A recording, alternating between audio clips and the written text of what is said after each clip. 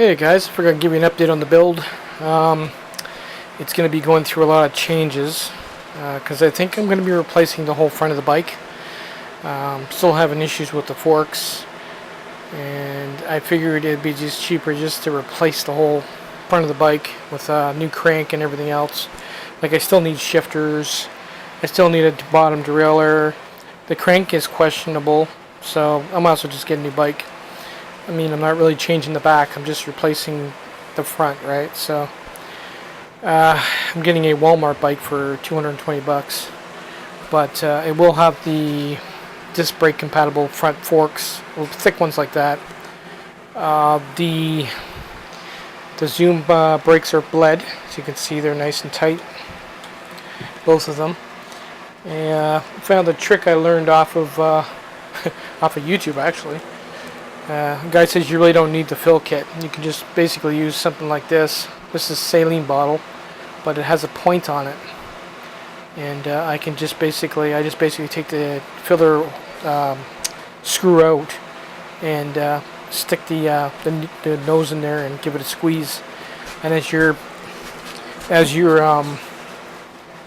going like this and burping it, the air will come through and bubble up through the end of the bottle, which worked pretty good.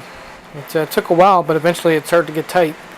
I found it easier if I loosened the filler hole in the back brake there, and then the bubbles really started coming up. So then I went over and tightened it up, and then it got solid. It worked. The same method worked on both of them, so they're both good and ready to go. I already told you I'm going to be using a thumb throttle. I finished the back booster pack. This is basically the same idea I used last time. It worked good, so why not use it again? To extend it here, I used a old tripod, as you could tell. Basically hammered it into the steel bracket. It's about maybe almost a foot into it, so it's not going to collapse or anything like that. And then I screwed it in there. Yeah, the only thing that's going to make a lot of noise is right here. It's hitting against the frame. So I'm going to have to grind it off and then put a piece of rubber on it. But it looks like it was made for it. It worked last time like that, so basically, well, what else did I do? I took the back off and I ground all the cut and ground all the bolts off, so it's nice and clean, as you can see from the back. It's not crooked or anything.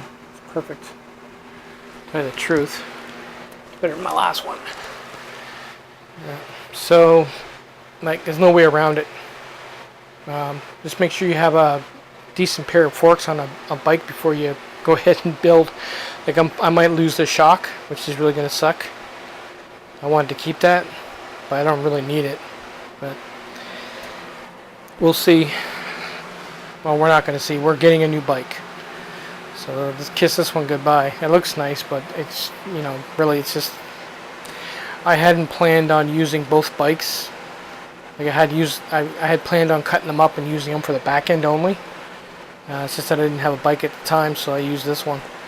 But obviously, it's not in any shape to be used as a bicycle anymore, so we'll just replace it from here over.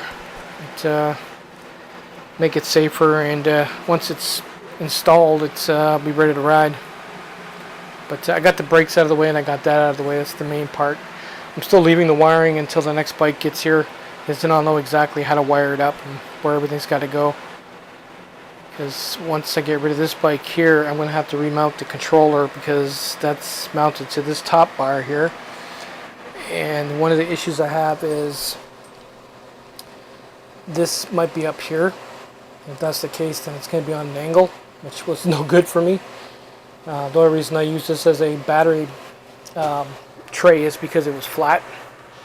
So, depending on the bike, you'll have to change the design of the back end here. If I have to do that, what I'll do is I'm going to redesign it so the back end is closer. I find it a little bit too long. I mean, I don't find it long, but I would like to make it shorter, make it easier to get up and down the stairs. If that's the case, then I'll lose this, and then I'll just have to mount the battery like I did on the last one on the back of the longboard. Not a big deal. If I lose this, I lose it. But I'll have to make a bracket down here and make it so I would like to mount it here over here and have that halfway into here. Well, I'll figure it out.